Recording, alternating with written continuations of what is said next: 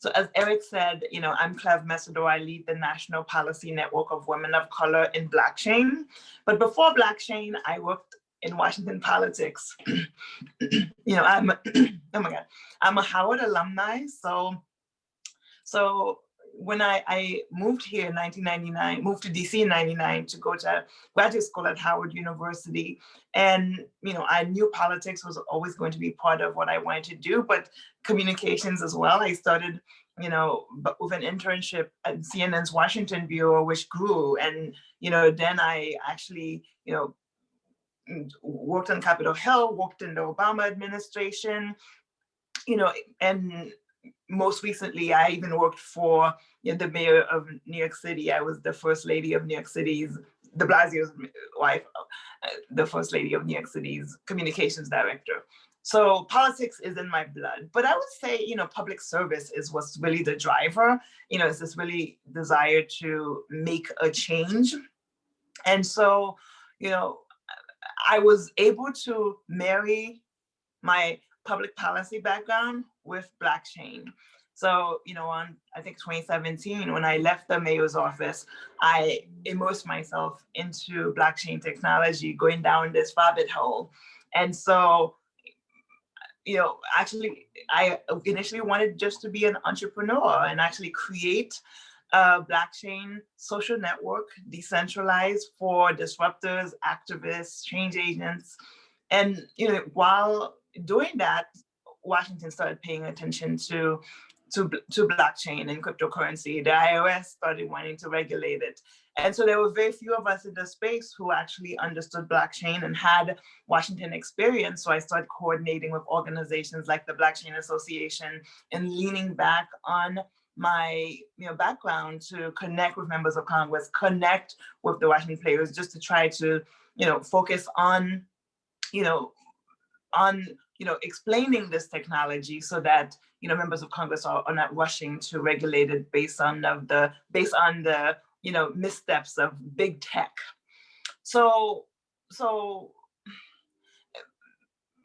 taking it back to you, again, politics was something that was a priority for me. That's why I came to Washington, and working for CNN allowed me to work in the bureau that actually focuses on politics all the time.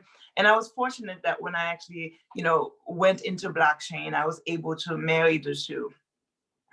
I will say that, public policy is an area where we actually need more women. And we can see that by, the numbers of women in the two chambers in Congress, whether it's the Senate or the House. Those numbers are growing, but they're not where they should be. Or even, we were thrilled this year to have the first female vice president, which is wonderful. And so, that should be catalytic. But it's still very, very difficult to get women to run for office or to go into politics. And that's for a lot of reasons. I don't think it's an issue of having interest. It's just women have a lot of priorities, right? The choice between being, a mother and wife, or a mother or wife, and being a professional. We used to say that term, you can have it all. And I remember, I think it was Hillary Clinton who said, you can't have it all, just not at the same time. And so, I think the choices for women are, difficult, especially when it comes to politics and public policy. I always go back to Sheryl Sandberg's book, Lean In, and even that whole conversation that she started, and pointing to something that we've known all the time, right? The reason we don't have, one of the reasons, I should say, a lot of female CEOs and a lot of female executives is a failure for the industry, right? Women actually, check themselves out, apt to say, oh yeah, I'm not gonna go for that VP spot or director spot or even CEO spot, because it's so challenging. And we've opened up this conversation about how do we make sure that women are accommodated in the workplace, which has been great. So I will tell you that, being in the public policy space and being a woman is a challenge. It is, just like every other industry, it's male dominated. And so, inclusive tech policy is something I focus on. And again, making sure that we're having this conversation to make sure that regulators are, diverse, whether it be racially diverse and, be gender inclusion is a priority, because we need more regulators who are either people of color or women, and also elected officials. So, that's been a very critical piece. So for me, for the blockchain space, I focus on the Tri-Caucus, the Black Caucus, Hispanic Caucus, and Asian Pacific American Caucus, because, unfortunately, people of color, we are often late to new technologies like blockchain. And so, again, making sure that these staffers and members who are focused on real issues, right? They healthcare for their constituents, economic recession, creating jobs, and stimulus support for payments for the communities that they represent. So in order to make sure communities of color are not left behind, we have to make sure not just members of Congress and their staff, but also mayors, governors, local state governments are engaged on issues. And I would say that's particularly important for any emerging issue. Now, I'll tell you a bit about, blockchain technology and some of the challenges I face, and definitely using an example of the event that's coming up in March, right? I'm gonna just write myself a note. Okay, so here's a quick and easy way to explain blockchain. And this is particularly important because the price of Bitcoin went to $50,000 today, which is huge, because in March of last year, it was $4,500. Just in January, it was about $20,000. I remember in December and January, I was frantically emailing my friends, telling them to buy Bitcoin. And now I'm getting emails from them saying, why didn't you tell me to buy it? I'm just like, you know what, I'm gonna ignore those emails. So for you, very, very quick, this definition of blockchain and cryptocurrency. So blockchain technology is just that, technology that securely verifies information, facilitates the exchange of value without third parties. So again, technology securely verifies information. That's the ledger that you hear about. Facilitates the exchange of value. That's cryptocurrency without third parties. That's decentralization. Those third parties are the people who levy taxes and fees, the banks, the IRS, and the like, right? So if we go from that basic, securely verifies information, facilitates the exchange of value of our third parties, what is the connection between cryptocurrency and the technology, right? So I tell people all the time, so cryptocurrencies, Bitcoin, Ethereum, Litecoin, XRP, think of them as the light, right? The beautiful light. And there's all different types of lights that you can get, right? You can get an LED light. If you're wealthy, you can get a $1,000 light bulb. But at the end of the day, the light that radiates is pretty and shiny. So it's going to appeal to people, and that's cryptocurrencies, right? And Bitcoin is definitely the mother of all cryptocurrencies. But what's more interesting is what powers the light, which is electricity. That's where blockchain technology comes forward, right? So, everyone's gaga over the price of Bitcoin, which is great, but we use electricity for so many other things other than the light. So we need to look at blockchain technology beyond Bitcoin, beyond cryptocurrency. And that's where we get the distributed ledger. That's where we get technology that can actually, help with privacy management, identity management, put greater protection for intellectual property and the like. So with that basic definition, I'll, take you to today, right? So today, Bitcoin went to $50,000. Everybody wants to know, how can I buy it? I would say that, if you're new to Bitcoin, if you're new to cryptocurrency, if you're new to blockchain and you want to make a purchase, this is not investment advice at all, but I know it's on top of mind. $25, get started. And easy, low risk, Cash App, PayPal. Right now, all of you have one of those apps. Go right into them right now and buy $25 of a Bitcoin.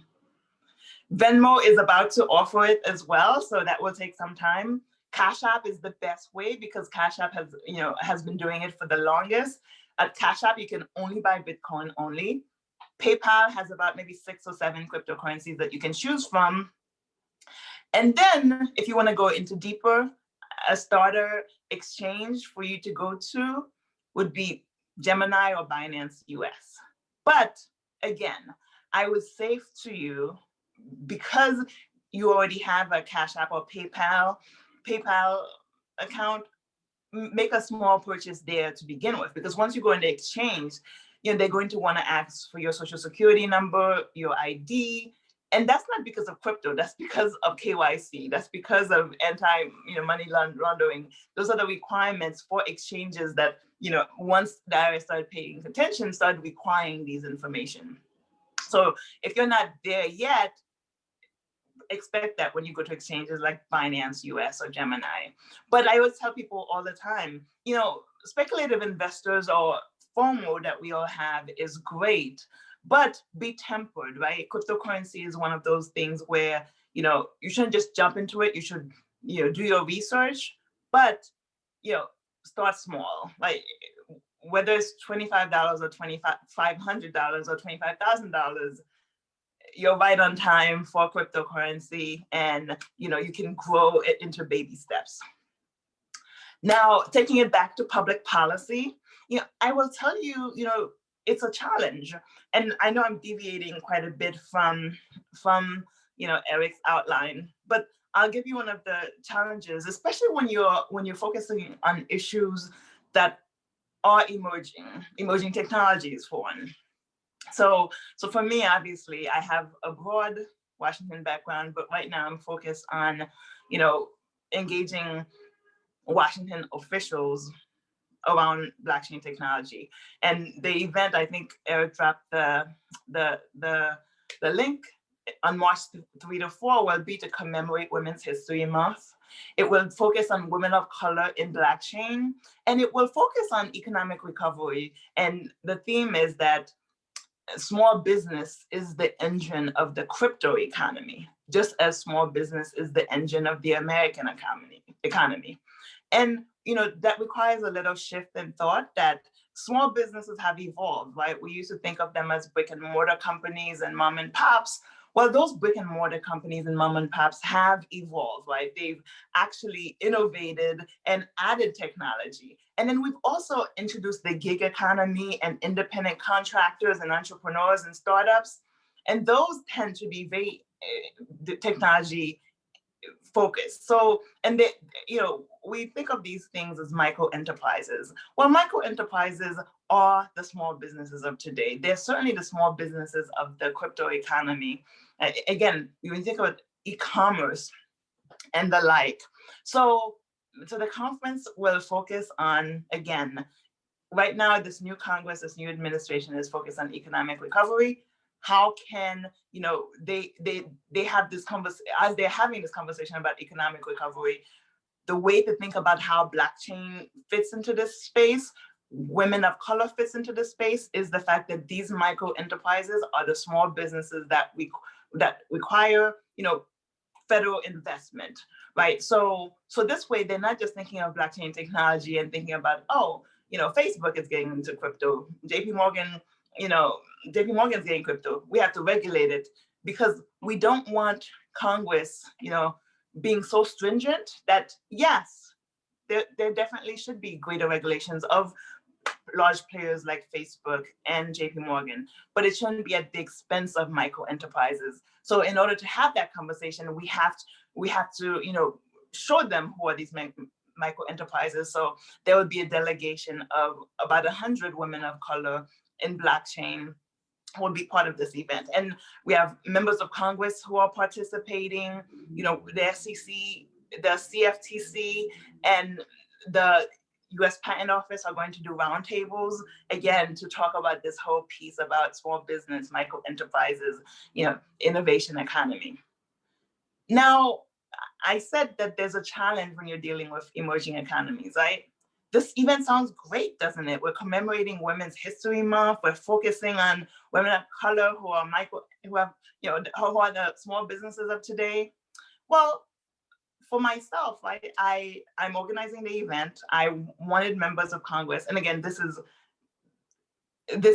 not intended to be a criticism of anyone. So around December, I invited various members of Congress to participate, to speak, and we've been following up. And for those of you who know how this works, right, oftentimes they're following up at the last minute. Well, this is on the heels of an impeachment hearing, a very contentious election. So oftentimes when you do these events, your Republican members are the first ones to say yes, right? And especially in the crypto space, Republican members were the earlier drivers. So of course for me, I was thrilled that Congressman Ro Khanna from California, who's a member of the Asian Pacific American Caucus, a member of the Black China Caucus, was one of the first to say yes. And also Congressman Warren Davidson, who's a big champion of cryptocurrency from Ohio, but also a big Republican, and a new senator, Senator Cynthia Lummis from Wyoming. Wyoming is like one of the states that actually leads the nation. So I'm very cognizant that as I'm now promoting, Congressman Khanna, Congressman Davidson, and Congressman Lummis as Democratic members who usually are late to answer these invitations are going to think, do they want to be on the stage with these wonderful leaders on the issue of crypto, but may not align with them on the other issue? So it's one of the ways where you end up at this intersection of who's good on your issues, who's bad on some of the other issues, and now you want them to join the stage, right? And so I will say I definitely recognize some of that, and I'm actually having some conversations. No member has said that this is a problem yet, but I'm trying to get ahead of it to try to deal with it. But for you, I want to say these are some of the perils that in this space, especially for women in this space, but especially as you're navigating public policy. There's a saying in Washington that no permanent enemies, no permanent friends. That's great for Washington, but it extends, it's hard to extend that in other areas. So, so it's walking a very, very fine line, which can be a challenge. I remember a few years ago, I worked for a public policy firm, and there was a woman who focused on, trafficking of women and focusing on women in the US and also abuse of women and girls. And I remember she wanted a piece of legislation that actually would help with that, right? So she lobbied members of Congress, and she was able to get Republican members to support that this additional funding that would actually support women who are being trafficked or abused. Great, right? Moving forward, this legislation was led by Republicans, and then there became an issue, and there was a lot of partisan support. So the issue of choice came into play, and so Republicans wanted to how should I say this? Republicans wanted to assert their issues, for life versus choice. So this bill became about, are you for choice or life? And my colleague, who's for women who are being abused, she couldn't get, Republicans told her, we'll continue with the bill as long as Democrats concede on this, life issue. Democrats said, no, there's no way we're going to make this concession. So it's like, what do you care more about, choice or women who are being abused? Examples like that are very real examples of where you end up in public policy as to what's right or wrong, whose side are you on, right? So the issue is correct. The values are come into play, but the politics of Washington can actually mess you up. And that's, when people talk about, being tactful and also, tempered, and also, being able to think across the aisle. And all of these things make it very hard to have progress. That said, I'll stop here and open it up for questions. And let me know, Eric, if I missed anything I should have included. No, that was phenomenal, wide-ranging, and very insider realistic, and I learned from and appreciated it as well. So any of our students have questions, go ahead and feel free to unmute yourself, and please introduce yourself a little bit first and ask anything you'd like.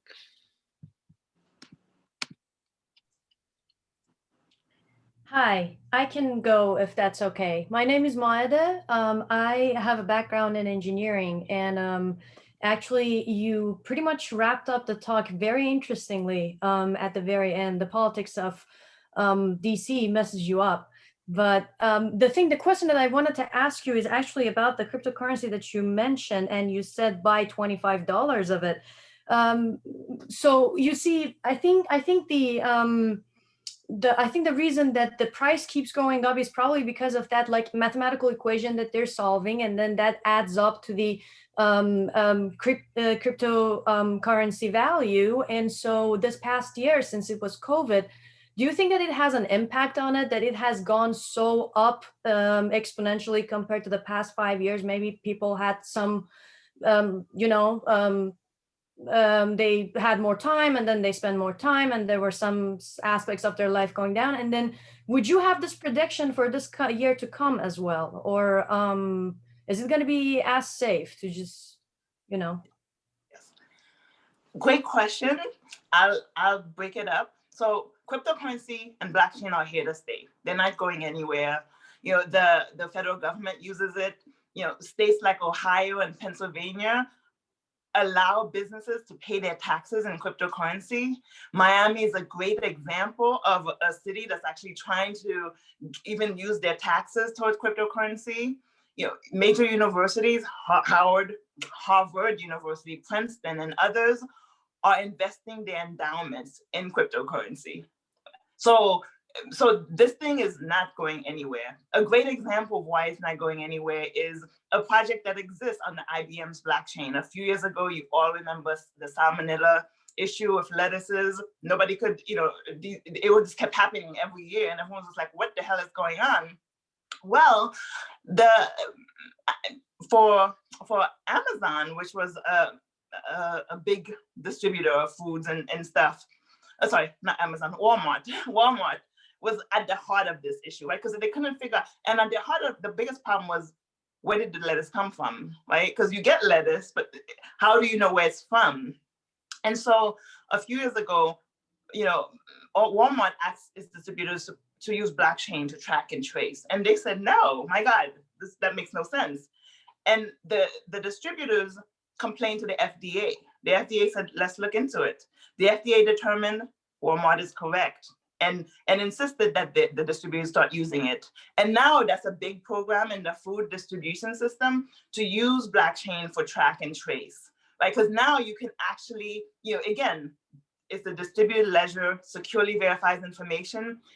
Medical companies that have to comply with HIPAA laws are using it to actually, securely store patient information. That had become a big issue lately in terms of violations of HIPAA laws.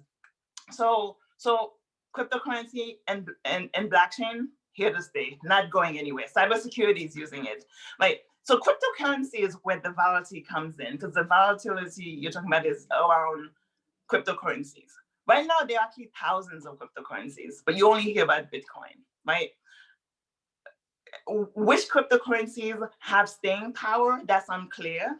I think the only ones we know will actually stay around is Bitcoin, Ethereum, which is ETH, XRP, which is from Ripple, and Litecoin, I would say, right? So for a lot of reasons.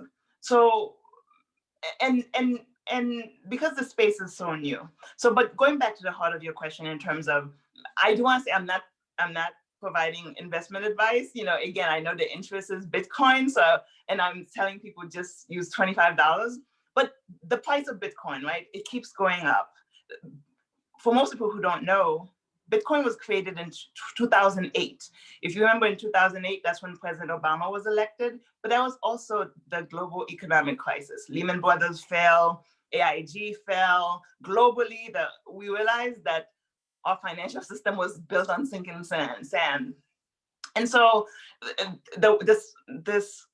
a white paper went to cryptographers and said, hey, let's create a cashless electronic payment system. And that's how Bitcoin was born, just 12 years ago. And initially, you earned a Bitcoin by solving difficult mathematical problems, right? This cryptography is math, right? So it was a thing of and if you read the white paper, which I recommend some people do, it was to solve some financial problems we have, like double spend, right? We all do it, governments do it. And double spending leads a lot to, you know, a lot of the problems that causes inflation, that causes financial, you know, insecurities. So if you read the Bitcoin white paper, it was there to solve financial problems that we have globally. One of the biggest ones is the double spend.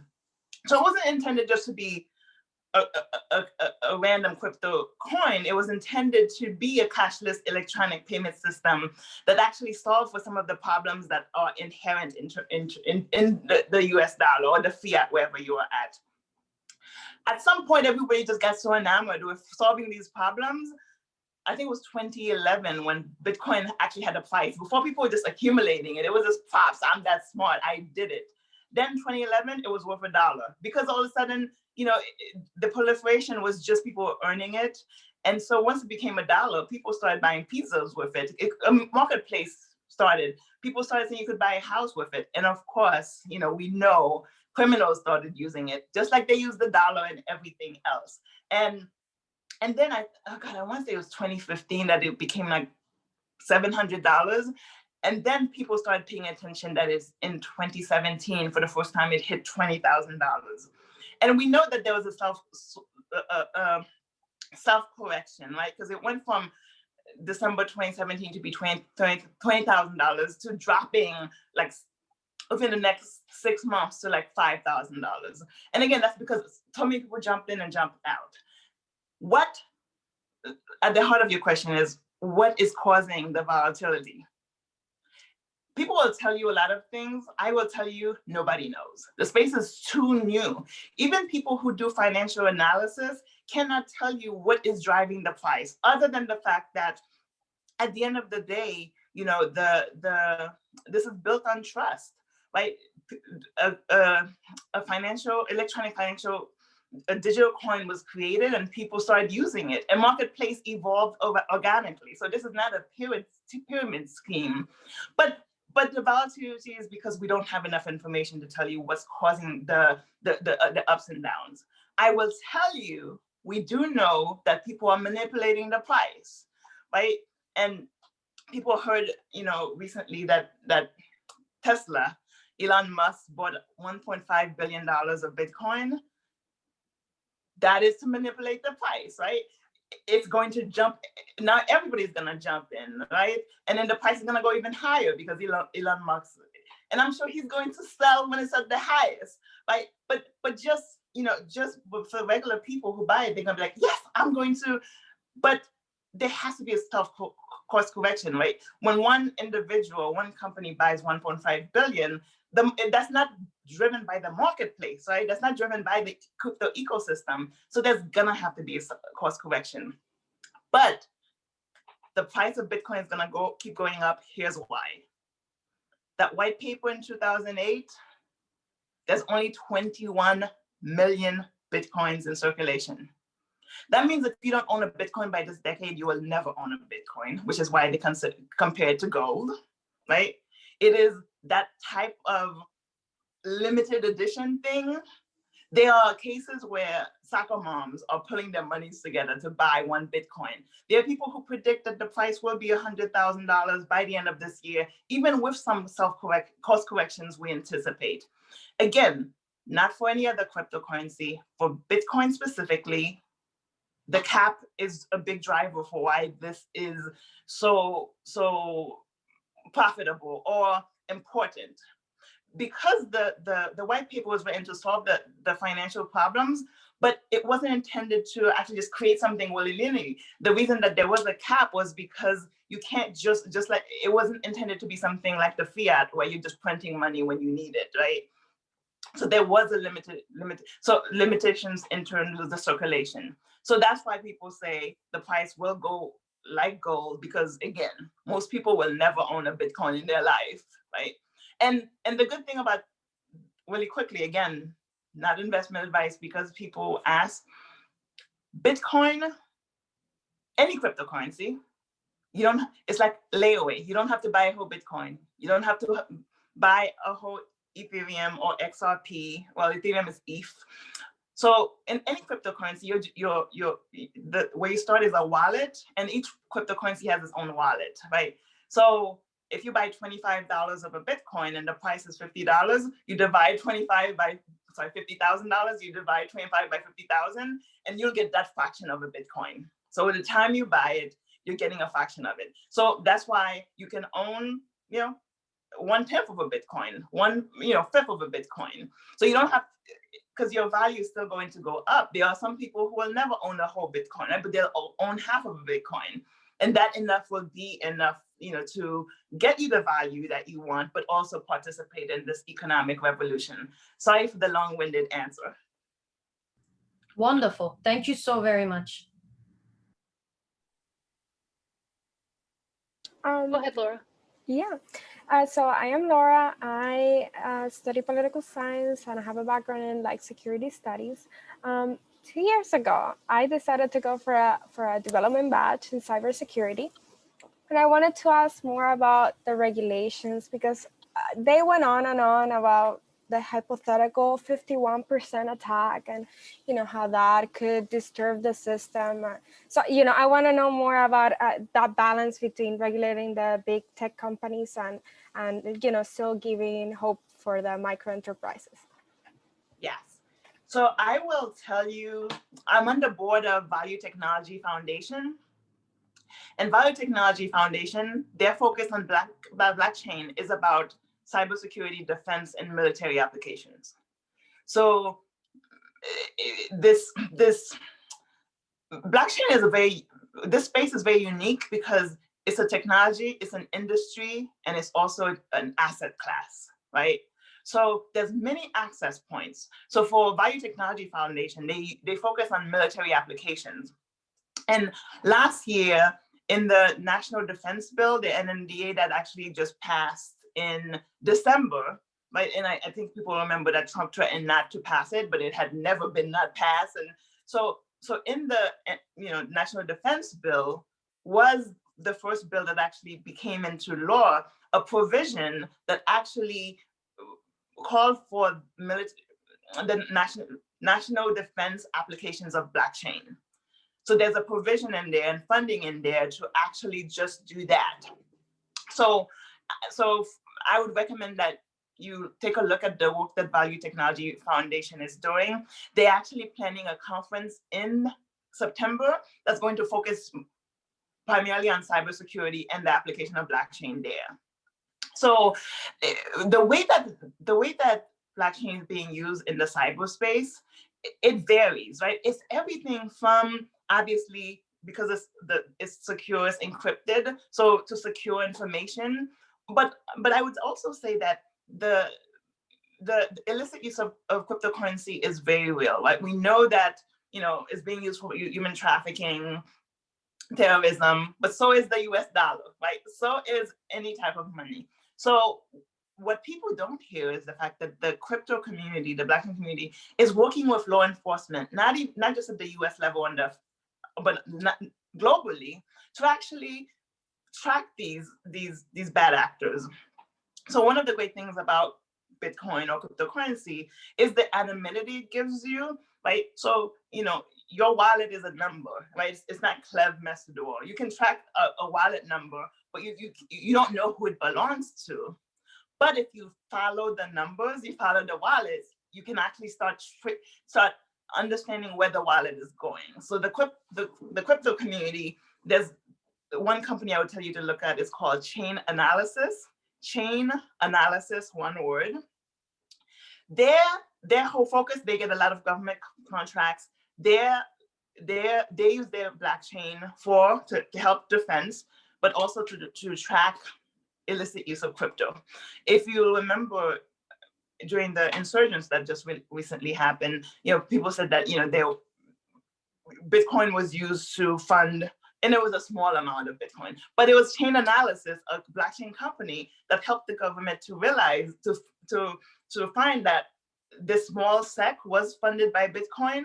But again, if the crypto community is working with governments to track the wallets, not the individuals, because if you know where the wallet is going, it will tell you not just where the individual is going, but where the cells are, where the networks that are using this for illicit activity. So if you're a consumer using crypto, this is not an attack on an individual, right? They're not they're not attacking your sovereignty or your anonymity.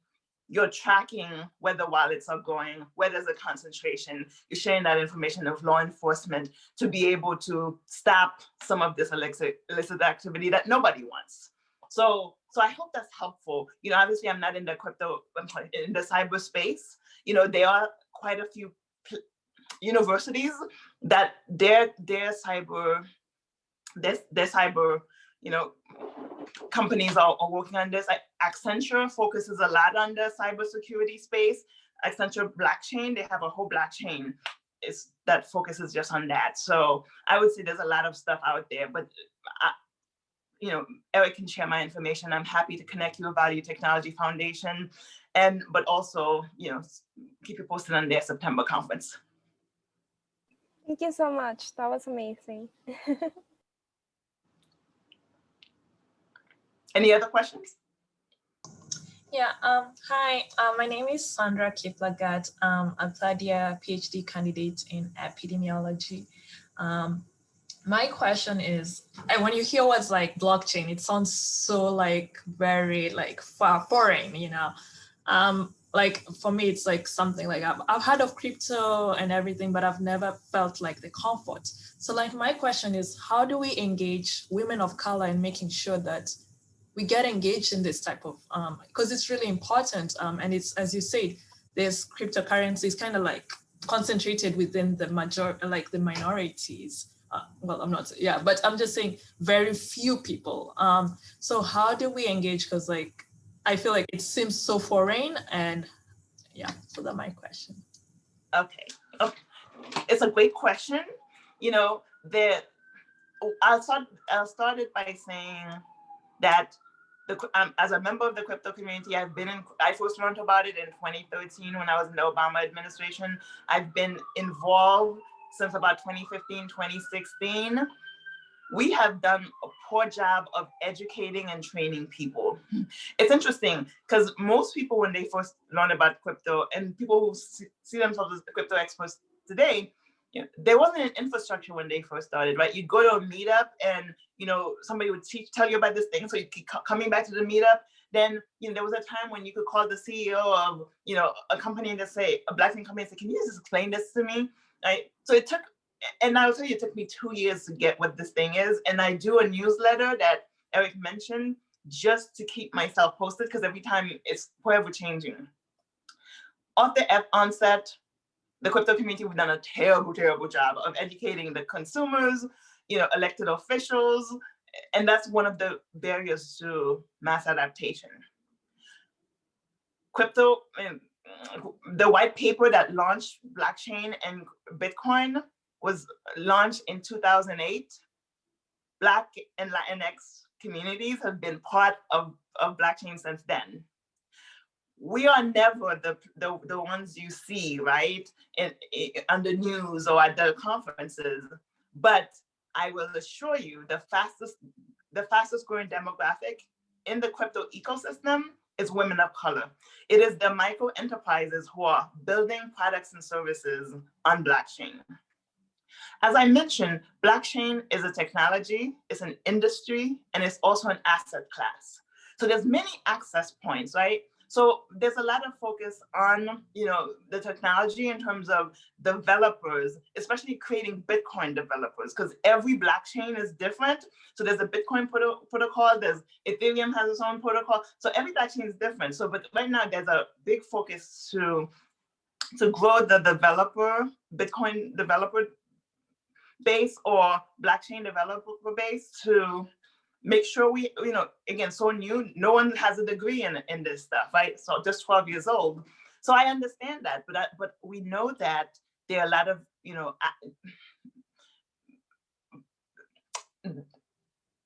the engineering and developing, people of color have a hard time accessing.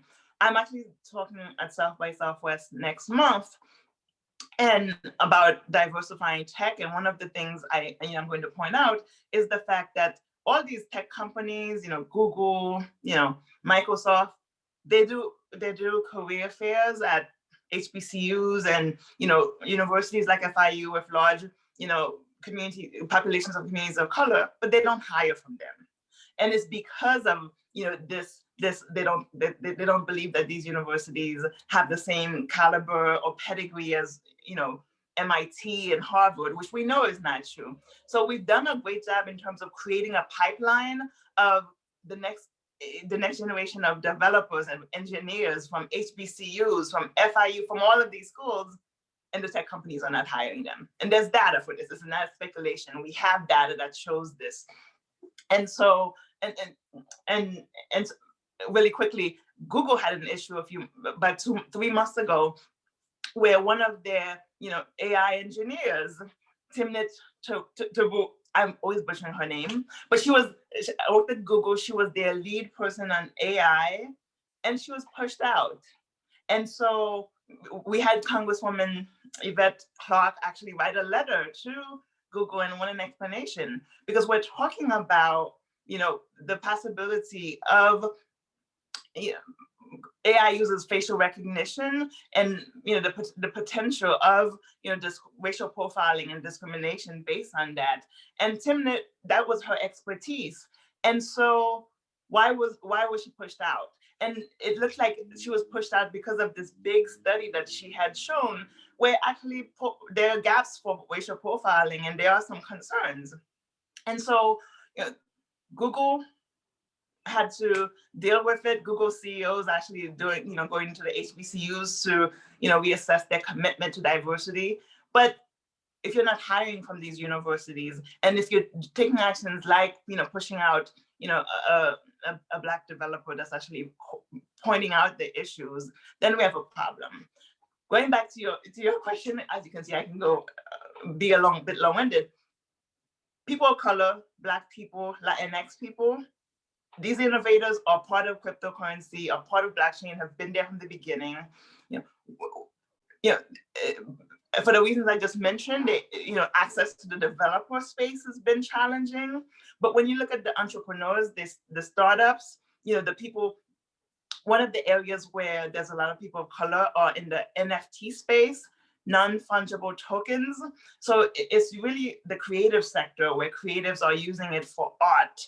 And so you're creating collectibles. If you think about, art as it goes in value, so whatever you create on blockchain is unique. And so we have the space where people are creating art on blockchain, and it's just,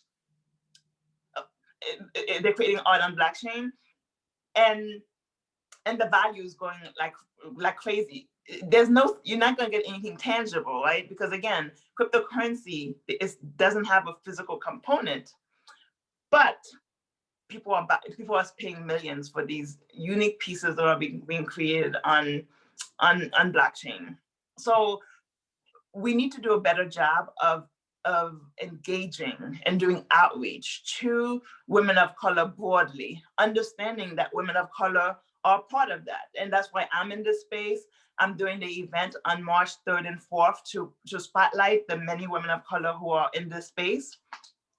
But, it is a challenge, right? Because when you think about the fact that, if they're not hiring us for these, if there's still a huge diversity and inclusion gap in big tech, it exists in blockchain. We have to fix it. But the good thing about decentralization is,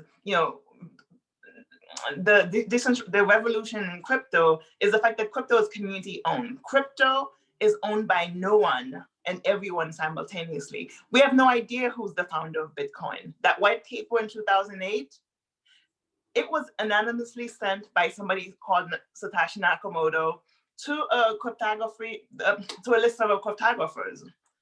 This person never divulged who they were. I think it was a group of people, if you read that white paper. And then, so, this group of people helped to build this thing. And in 2011, the person who called themselves Satoshi Nakamoto said, I'm going to focus on other things. I'm out. Was never heard from again. So that's an example to say this thing belongs to everyone and no one. It's very grassroots driven. Anyone can create their own cryptocurrency. And there was an article this weekend in my newsletter about a young man who's who has created a cryptocurrency, that's focused on public housing, and is actually backed by that, and is intended to actually improve the quality of public housing. So again, Eric, if you could share that article, but it's a unique way of somebody using blockchain technology to solve a problem, which is one of the challenges for people of color in crypto or in AI. We tend to use the technology to solve problems that have plagued our communities, right? So we're solving economic and social issues. Well, VCs are not going to give us billions of dollars to do that because they're not going to get a quick return. Where we see the focus is on the digital asset side. So developers who are creating financial instruments for the wealthy to invest, that gets a lot of attention, right? And so as a person of color in this space, you want to do that, but you can't, but you have a more imperative to your community to use the technologies. And same thing for, going back to Google example and Tim Nitt, she's brilliant. She could have just, focused on AI in terms of enterprise development and everything, but she wanted to use it to focus on the applications that are going to make a change in communities of color. And look what it got her, right? She was pushed out, she's still getting, attacked. So long-winded again to say that we need to do more to get women of color, people of color in crypto, but be assured, women of color in crypto, innovators of color are already in this space. We're just bootstrapping. We're building at a level where it's not going to be sexy because we're not creating, and I'll say one last thing. So because Bitcoin is becoming so big, last week, Jay-Z announced that he's going to be working with Jack Dorsey, who's the founder of Twitter, but who's the founder of Square that owns Cash App, to create a Bitcoin fund. And the Bitcoin fund is supposed to help, grow Bitcoin, right? Jack Dorsey is very committed to inclusion. I commend him. Jay-Z has well intentions. That is the worst thing I've ever heard. I was so angry when I heard that. Jay-Z is new to crypto. He doesn't understand this. You don't need intermediaries in blockchain, right? So Jay-Z, if you want to help grow the sector and you want to help make sure that, people of color are able to participate, Jack Dorsey is not going to be the one to get you that. The crypto is decentralized because you no longer have to go to a middle person, right? Decentralization means we eliminate the middleman. So if you want to help entrepreneurs of color, we're not hiding, we're right there. And every time you go to an intermediary, so it's just, Jay-Z is a millionaire, Jack Dorsey is a billionaire, millionaires making money for other millionaires, right? Because at the end of the day, Jack Dorsey doing great work. But you know what? He doesn't have an ear to what's happening in the grassroots. So giving him more money to do the things that he's going to do, he's very focused on Bitcoin, so he's going to focus on Bitcoin, growing the price of Bitcoin, so he's going to focus on developers. Again, I just talked about how, we're kept out of that sector. So we have to be more responsible as people of color to make decisions, like making announcements. Like, that sounds sexy, right? Sounds great, but it's unfair to the people of color who are building in this space, who helped our, Black and Latinx leaders, to grow. And now they're, instead of helping us to build, growing that ecosystem, they're saying, okay, the Jack Dorsey, let's make more millions. Good for you, but anyways. Sorry, Eric, I know I've gone on, and I actually have a call at 4, but if there are other questions, please feel free to email me. Any final question or thoughts, Eric? Cleve, it was fantastic to see you again and to be reintroduced, both from a policy and practical level. I personally did not even know you could buy Bitcoin in apps like Cash App, and I've been looking at that while you were answering the questions. So thanks for both the high and ground level introduction to this. And when you log off to go to your other calls now, I'm going to follow up with some of the more public policy sphere terms you were mentioning, and making sure the group knows about caucuses and the role that they play in policy advocacy, which I have some great articles and resources about. So I'll take it from here. Thank you so much for taking your time today. Thank you, and I hope I hope this was helpful, and I'm happy to follow up with everyone. Thank you. So interesting. Thank you so much.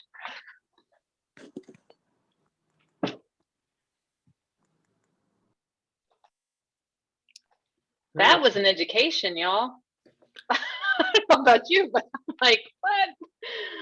Any, I guess, reactions before we move on to something else? Either something you learned or wish you had a chance to ask, or something you're gonna do about it? I have a reaction, and then I had to pop off to a ledge call real quick. But when she started to talk about the lack of presence of minorities in these tech companies and sectors, I personally, I believe that's it. I don't agree with that perspective.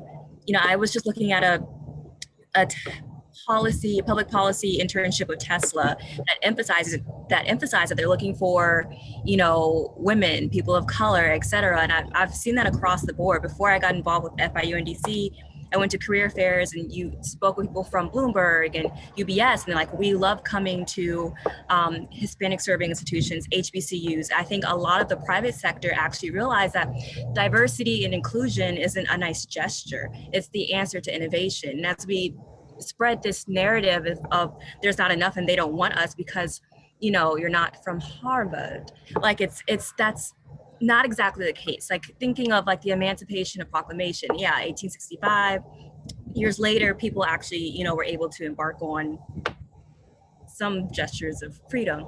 But my point is that the doors are open, and rhetoric that's saying that they're closed is only keeping people away from going through or applying, more so than making a point of impact. You're actually being more of a barrier than a gateway to inclusion and diversity. Can I respond to Chloe? Because I see it from both perspectives. What I think she was saying is she's not saying the opportunities are not there and they don't want us. A lot of people are not aware of it, or a lot of minorities are not aware of the opportunities that are there for them. For example, even something like this, no matter how big or how small, we did the research, we know, but a lot of people don't even know the first steps to what to do for those opportunities, or they're intimidated because of the past situations. So I think it's exactly what you're saying and what she's saying, a little bit of both. But it's just to let them know, no matter if you go to Harvard, FIU, FAMU, Howard, or wherever, or Yale, the opportunities are there, and how to support each other in getting them there, especially women, especially minorities, women of color, and things of that nature. So I think it's just a combination of having these conversations like we're doing now to make everybody aware and to support each other in getting there.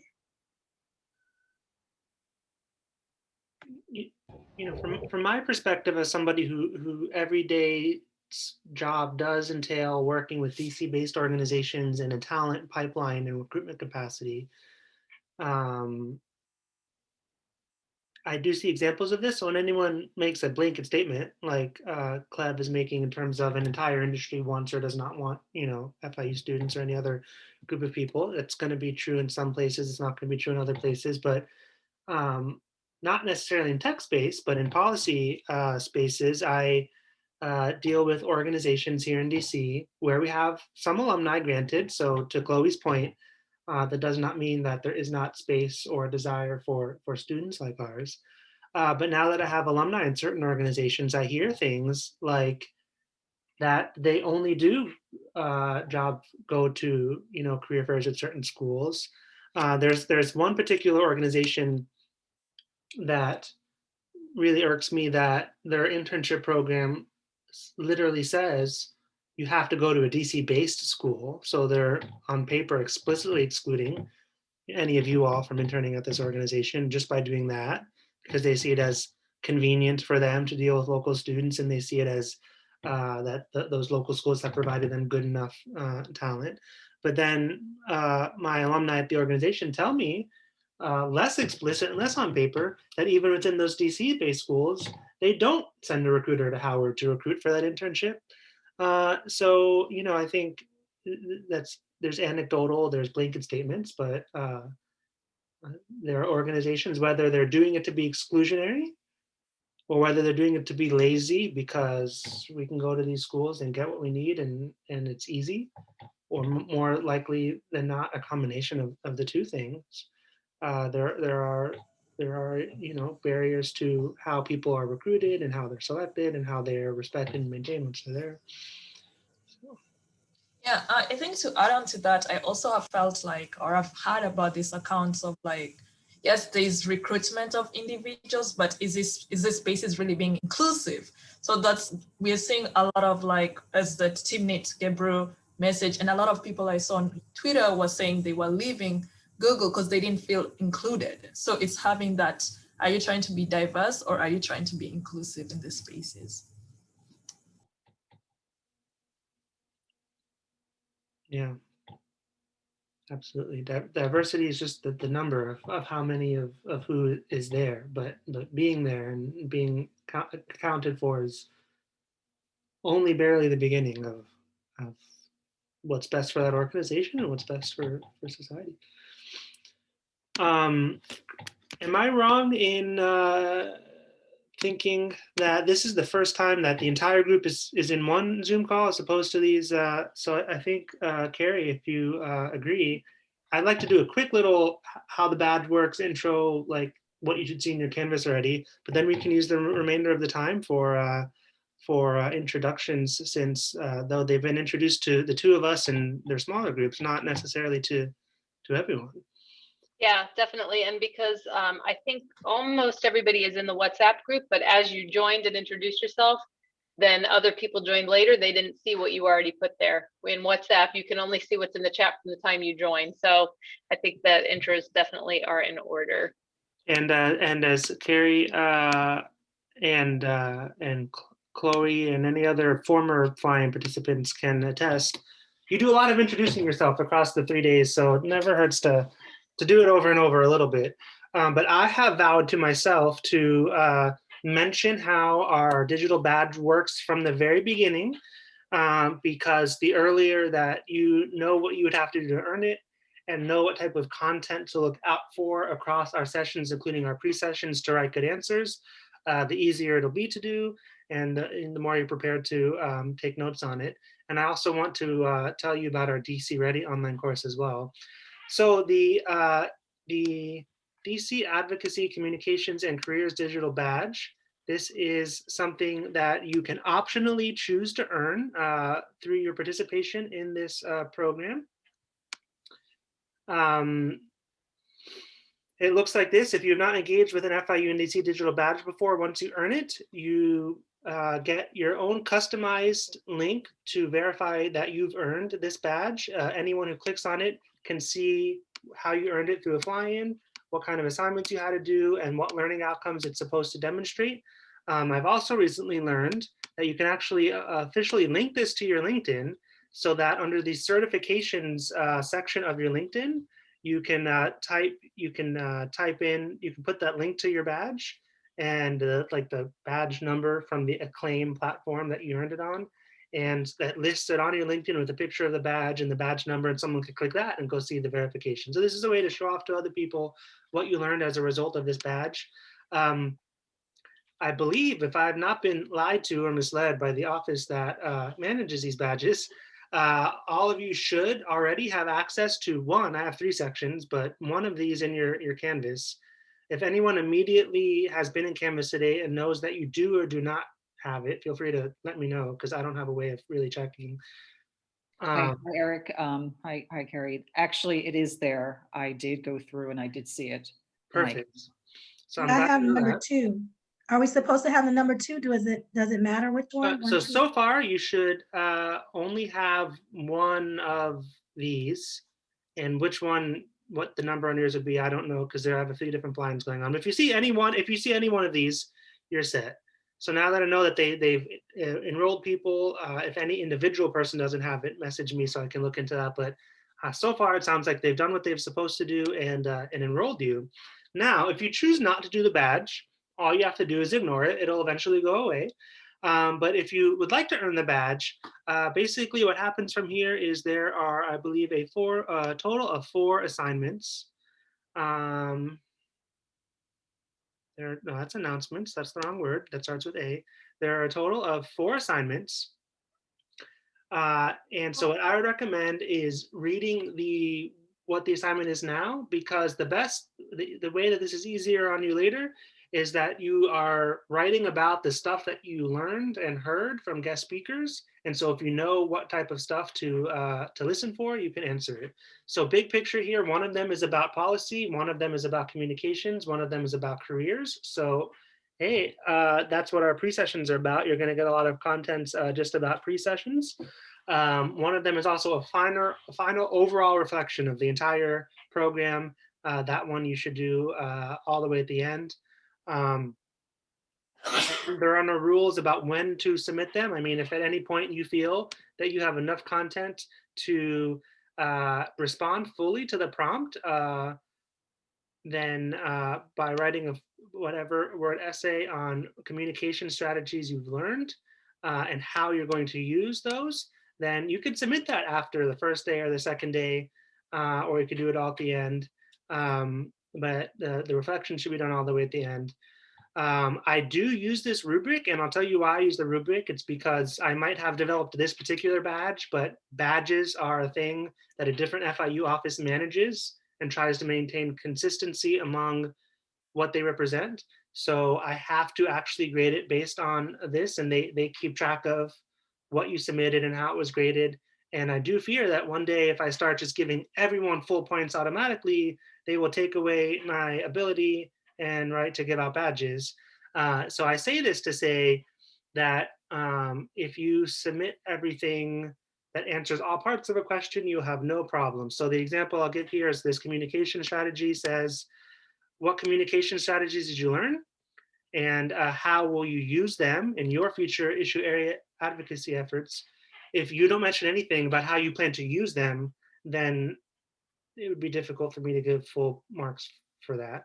But if you mention both things, what you learned, how you use them, boom, no problem. You get a digital badge when you do all 4 assignments. Questions, Laura? Yes, I wanted to see when are we gonna see the assignments tab? Is it like after the pre-sessions or? Disabled, not visible to students. Hey, how about that? I'll figure out how to let you guys see them now. That's a good question. I don't know if they have it set. I was able to click on modules. Me too. You see them through modules? then, maybe that's how you. Maybe no. Yeah. Modules and grades. Yeah, I clicked. Yeah, sorry. Yeah, I think. Yeah, got it. Thank you, teamwork. Yeah, so I guess from the student end, you click on it through modules. There's also a post-badge survey that they like you to do, where you can say if you liked the experience, hated the experience, and whatnot. I'll point out that the 2 other things, the career application assignment is my favorite because it is meant to be posted on LinkedIn or somewhere else where other people can see it. So you will be, if you get any cool career advice from our guest speakers, you can actually post about it on LinkedIn so other people hear the career advice. And that's something that's actually going to benefit someone else. So I like that. I will also mention, as I think I mentioned in the group chat at one point, for those of you who are in it by then, the policy analysis assignment is very similar to the assignment that you had to put together to apply to Define in the first place. So by all means, feel free to pull as much content as you would like from that, as long as it does meet this rubric and assignment. So if it's, make sure it's the right amount of words, and anything else in here. I'm not saying to submit the exact same Word document, but I wanted intentionally, because you already work hard on that, to be able for that to count towards the badge. And by all means, if talking to Cleve or someone makes you inspired to go research blockchain and you want to do something totally new, it's only 200, 300 words, no big deal. Feel free to do something new, but on purpose, I've given you the opportunity to get a second use out of what you wrote for that. And if you didn't save that, you can email me and I can go into our Qualtrics and dig it out and send it back to you. Just drop me a line. So yeah, it's not too arduous and should also help you process and reflect on a daily basis what you've learned. By default, stuff on policy, communications, and careers should come up based on who I'm inviting and kind of what I'm prompting them to say.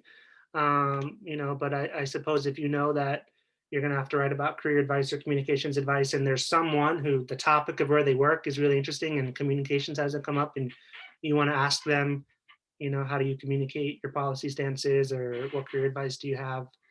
Because these prompts are kind of intentionally not specific to the women in politics and policy topic. They're specific to what we want you to understand, which is policy, communications, and career. And then you layer in the topical stuff based on who we meet in that.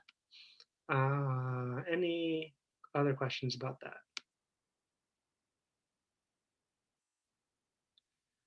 The other thing that I will be, Nikki, did you have a question? Yeah, so all of our pre-sessions will be recorded as well, and you'll send it to us so we can always view back if we have to use that information when we're doing our writings. Yep, unless there's a circumstance where that's true of the non-pre-sessions too, but I do, as I did with Cleve, always ask them if they are okay to be recorded, which they almost always are. But if for any reason they're more comfortable not being recorded, that would be the exception to that. You have to take good notes for that, but yeah, we'll get you this recording. Cleve mentioned, I barely use Canvas, so I'm like, how do I even get around this thing to get to the courses? Cleve mentioned something interesting a few times, which are caucuses. She mentioned the tri-caucuses, which were the Congressional Black Caucus, the Congressional Hispanic Caucus, and the Asian-oriented one is a long name that I don't know my memory yet, Pan-Asian Congressional Caucus. She also mentioned the Blockchain Caucus. Does anybody happen to already have an understanding of what a caucus is in Congress by any chance? Or want to take a guess? Are they like little, like not little, but committees within Congress? So there is like another organization within an organization, basically. Yes, I do want to make the distinction between committee, because Congress also has committees. So committees are a more committees are a more formal part of the lawmaking process, where every bill that gets introduced to Congress, certain committees within Congress have jurisdiction over that bill, and that bill has to go through those committees for edits and a vote before it goes to the full floors of the House or Senate for a vote. So committees also exist. That is also a good description of caucus, but a caucus is a more somewhat informal grouping of members that I think a FIU registered student organization is a good an analogy for. So this is where these are not part of the lawmaking process where a bill gets assigned to a committee to review it and vote on if it should live or not. It is a group of members of Congress that share a common interest, whether around their personal cultural identity, like Congressional Black, Congressional Hispanic caucuses would be those members. I think the Congressional Black Caucus is specifically Democratic Black members of Congress, and Hispanic I'm not sure which ones are bipartisan. So they have those identity ones. They also have issue ones like blockchain. So these are members of Congress who care about blockchain policy, are members of the Congressional Blockchain Caucus. They have caucuses for everything. So there's, caucuses on foster youth that we take our Foster and Panther Pride students to see. I won't attempt to list more, but whatever issue you could care about, there's probably a caucus on it. Despite being a little more informal in a committee, they do have rules, kind of like an FIU student organization. They are registered with the Administrative Office of Congress of what it is and who the members are. There are rules about when they can use their office budgets and staffs on things for the caucus and when they can't. And but anyway, I wanted to highlight that. Because when it comes to policy advocacy, someone like Cleve can know that if she's focusing on women of color and blockchain, that she can go find the congressional caucuses that focus on populations of color and on blockchain, and target the offices of those members of Congress to be speakers at her events or to support legislation that her organization supports. And so to whatever extent you engage in your own issue advocacy in the future, knowing what caucuses are appropriate ones to go look up and reach out to those offices is a good one. You're probably not enrolled yet because we've been doing a lot of editing of it, but before at some point in the pre-session process, I'll make sure you have access to this DC Ready course that my team has been building to make sure you understand all of this sort of stuff. And I think Cleve's talk is a really good introduction to why you'd be interested in what's in here. So there's a module on federal government in how Congress works, and our videos and readings about Congress will talk about caucuses and committees and voting and all of that. Then there's also your influencing policy through advocacy and lobbying. This is Cleve in a nutshell. This is what she's doing, is trying to influence public policy. And we have videos and readings, some of which feature yours truly, onto what lobbying is, how it works, its legal restrictions, etc. So once you do have access to this, I highly encourage you to go through some of it before our actual sessions. I'm not saying to go read everything or dig through here, read what's interesting to you, and you'll be able to ask better questions to guest speakers as you understand some of how government works. Some of the stuff like the quizzes are draft. I'm eventually going to have it where you can earn a second badge by doing this whole course. And so we're starting to put some quizzes in there so that people can do assignments and earn another badge. But some of that's still in process. So, take the quizzes if you want to quiz yourself. But, some stuff is still draft, but it's definitely at a point where you can click around and read some stuff. So that's canvassy announcements from me and some debriefing on Congress and caucuses. And I hope you found this to be a valuable first go at things. And I'm going to get out of the way and however many introductions we can get through for the rest of the session. Whoever feels compelled to get going, and let's see where we can end up.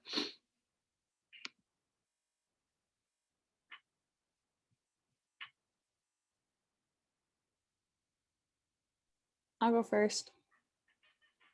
Okay, are we just like typical introduction? Doesn't have to be typical. Oh. All right. Well, it's probably what would you like to share? I don't know. Well, my name is Brittany Broxton. I'm from Tampa, Florida. I'm a junior here at FIU, but I am living in Miami. Probably would have been home because of the pandemic, but I signed a lease back here in January, so couldn't break it. I am double majoring in English with a concentration in linguistics and then public policy and service. I'm getting 2 certificates. I work as a tutor at the Center for Excellence in Writing and as a writing assistant for modern European history. And let's see, what else can I say? Oh, so when I grow up, because, that's coming up soon, I would like to be a college professor in public administration or policy.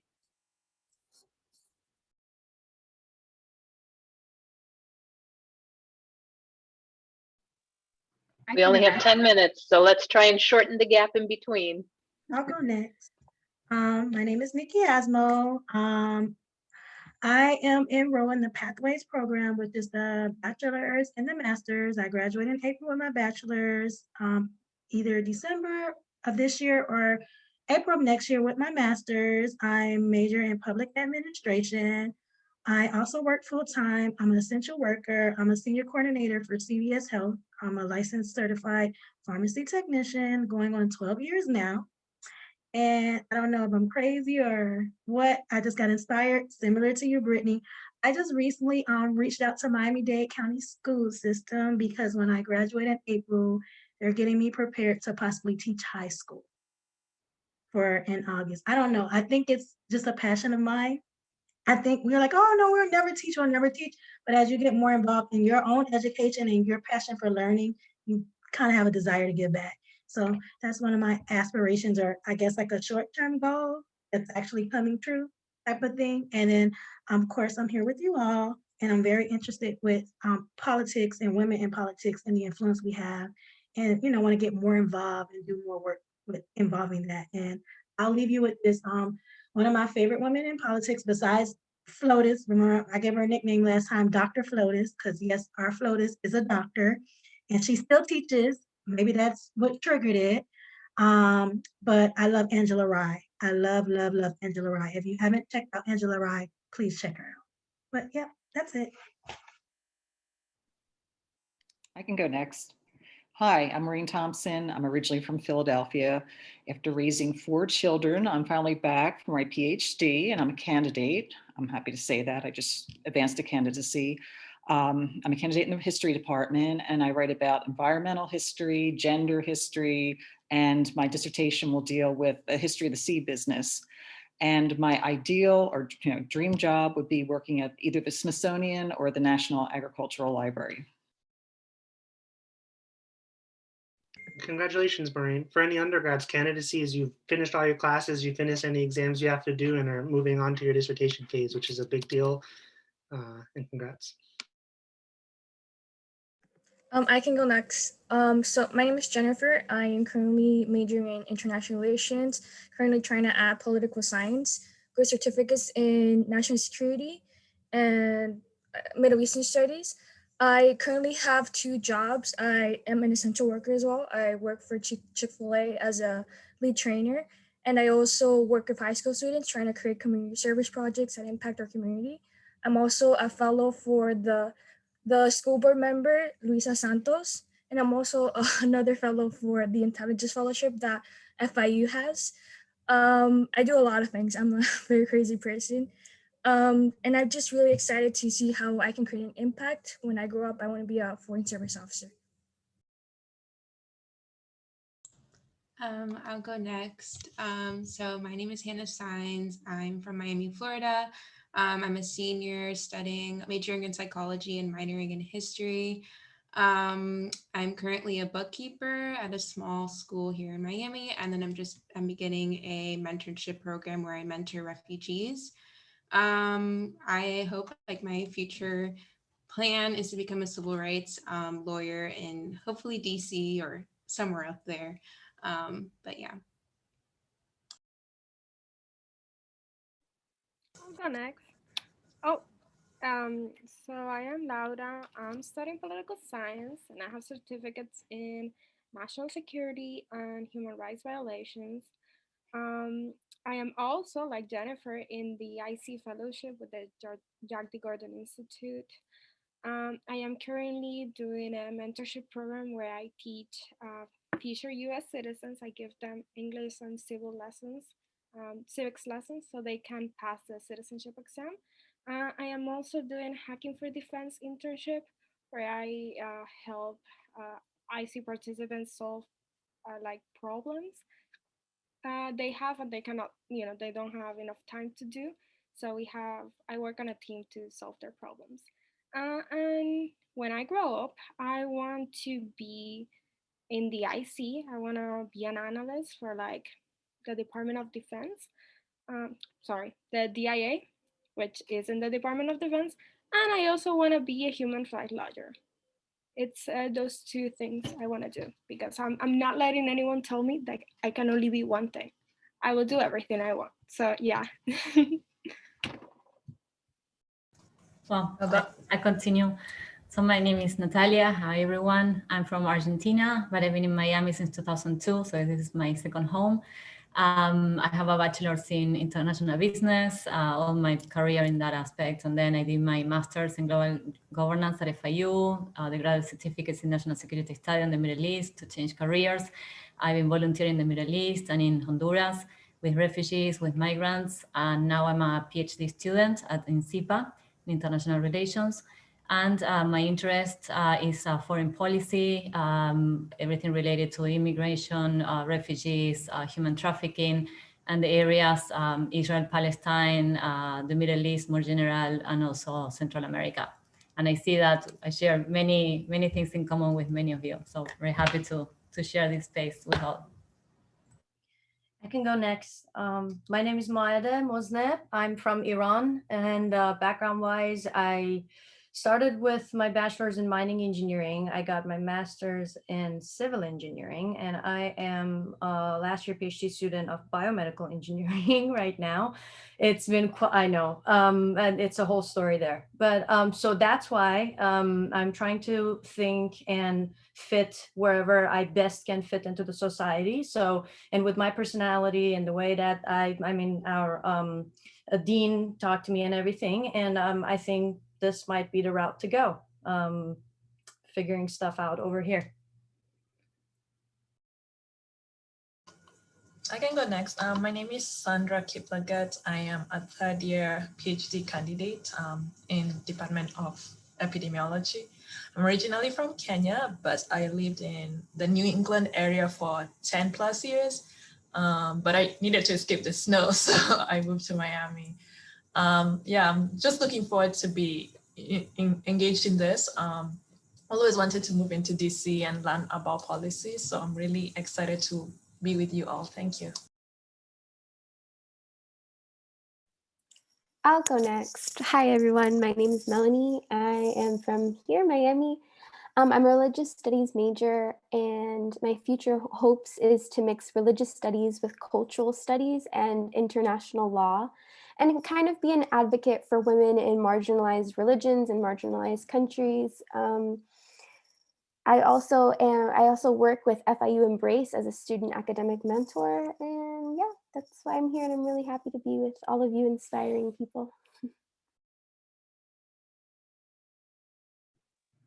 Next, my name is Veronica Ricardo, and I am technically a sophomore double majoring in political science and public administration. I also work full-time right now for 3DE Schools, which is a sector of like junior achievement, if anyone's ever heard of that. And they work with high schools specifically. I help to develop curriculum with them and am sort of like a project manager, just for lack of a better explanation. I don't really know what I want to do next. I feel like every time I learn about something new or meet someone that's really interesting, my interest changes. So I'm excited to get more information on women in politics, because that's always been something that's really interested me. And I've always considered maybe law school as my next step, but like I said, I'm still deciding. So I'm excited to be here.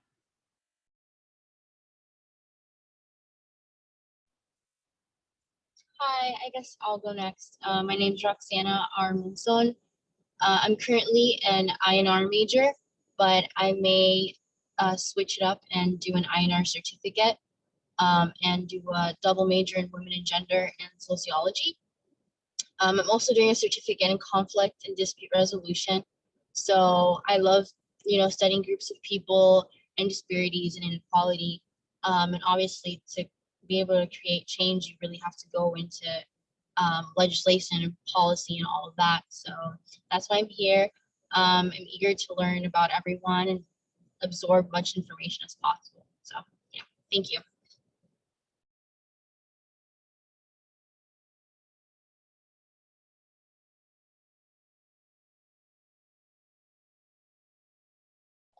Do we need to call on people? No, I'll go. Hi, I'm Ashley. I'm a grad student in global affairs. I got my BA from FIU in international relations and political science. I'm currently a minority serving institution intern with the Federal Aviation Administration. So I would advise you guys to check that out because apparently there's something for everyone in there. And I'm also an intern for the Economic Development Administration under Virtual Student Foreign Service. So I'm not as busy as other people here, but I've got things going on. And when I grow up, which is apparently at the end of the semester, I don't really know what I want to do, but it's got to be government and politics related for sure.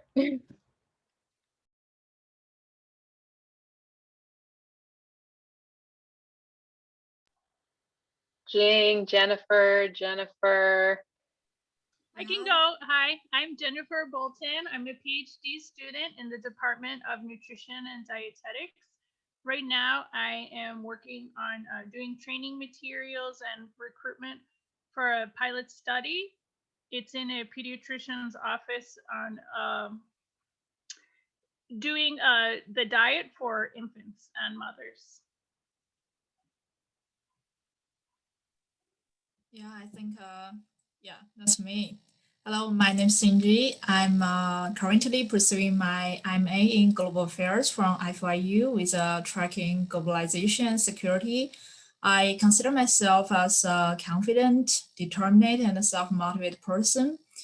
I always come to my future careers goal. I hope to involve in the NGOs such as the UN Women, where I can address some challenges through making policies on political frameworks and the social structure in how women and leaders can behave, and figure out some approaches to increasing women's political aspirations. I also want to make a positive influence on women's and vulnerable groups such as LGBTQ and human rights to survive for gender and education equality and women empowerment, to diminish the disproportionate share of women, especially in high level government positions. Yeah, that's pretty much it. And glad to work with you guys in this wonderful program. Yeah, thank you.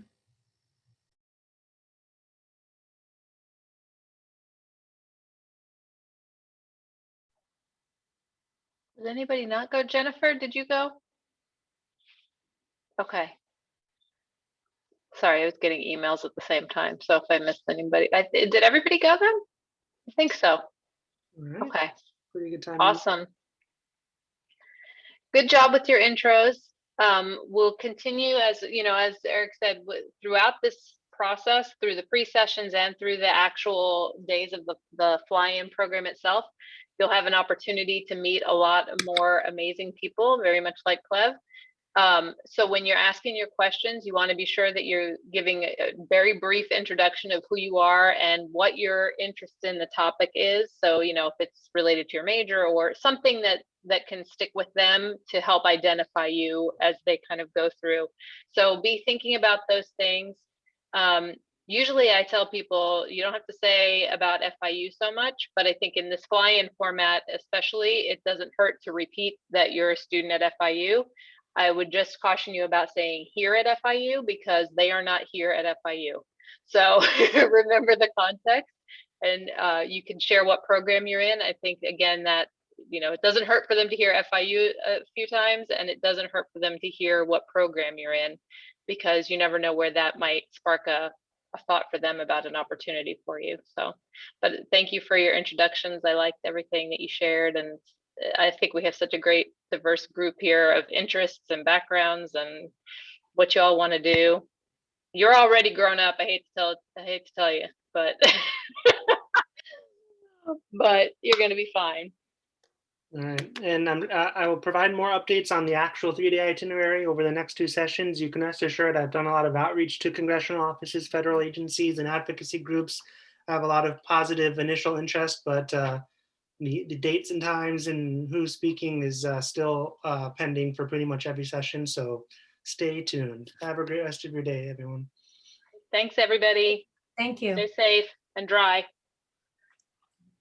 Thank you, likewise.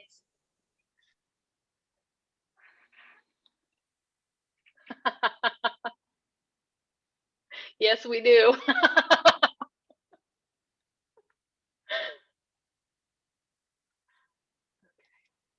So if you already bought $25 worth of Bitcoin while sitting here, I haven't, but I Googled like what happens when I buy Bitcoin. Like, where does my money go and how do I get it back? yeah, How do I get it back with interest or with growth? yeah. Yeah, literally, I had this conversation yesterday with my the financial analyst in my office. We were talking about he just finished his master's, so I put in for the educational whatever bonus thing, and he's like, "That's awesome! I'm going to invest it." And he is all about Bitcoin right now, and he's a business. He got his master's in a business area, so he's telling me all about it. I'm like, Kadeem, I don't understand. Tell me about what this is, cryptocurrency. So it was interesting that 2 days in a row. I might. $25 seems like a pretty low risk investment. Well, if you haven't opened Cash App or have it, I've had Cash App. I've never clicked on this part of it before. Yeah. Right here in Cash App, buy Bitcoin. I know. I use Cash App all the time, and I have seen that where it says buy Bitcoin. I'm like, well, I don't know what the hell that means, so I don't use it, but I'm intrigued. Yeah, so we'll see. Maybe we'll go on an adventure together, investing adventure. Mm-hmm. Okay. Interesting. Very interesting. Oh, and you can withdraw it. Wow. This is so crazy. I don't get it. I still don't get it, but I'm intrigued. I'll say that. Well, look, I just got sent this to send to the group. This. Oh, nice. That's a good group. I hate when people do go.fiu.edu/ these crazy numbers. It's like, do they not know? What's the point of that? Does they don't get what the go.fiu is for then? Does SGA realize they can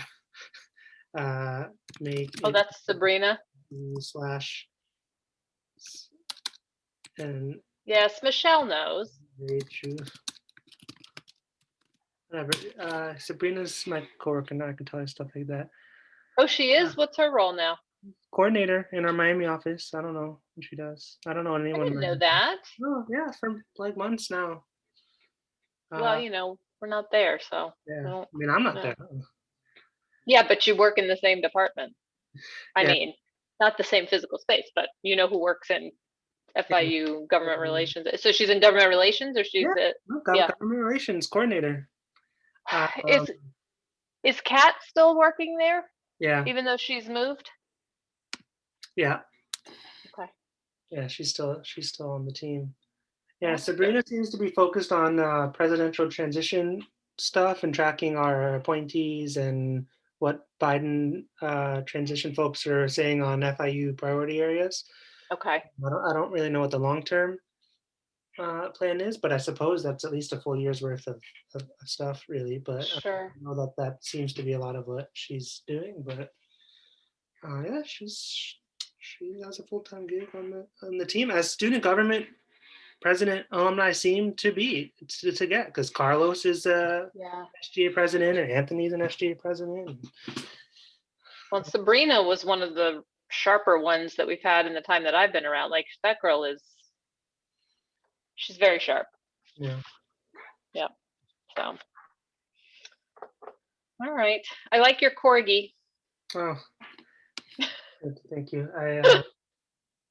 Impromptu Valentine's gift to my wife, who loves corgis, and now I also love corgis. That I figured that while I'm here in this bedroom at my dad's house, a good Zoom background